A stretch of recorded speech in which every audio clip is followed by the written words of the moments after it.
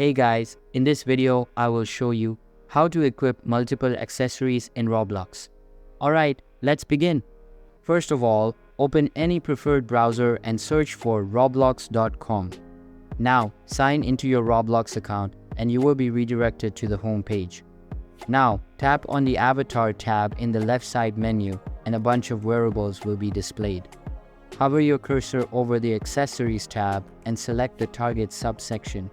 Here, choose the accessories you would like to wear and open them in a new tab.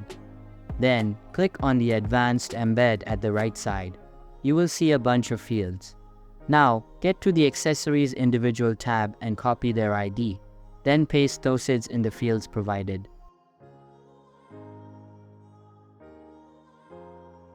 Once you have entered all things, click on the Save button. Your avatar will now be wearing multiple accessories at the same time.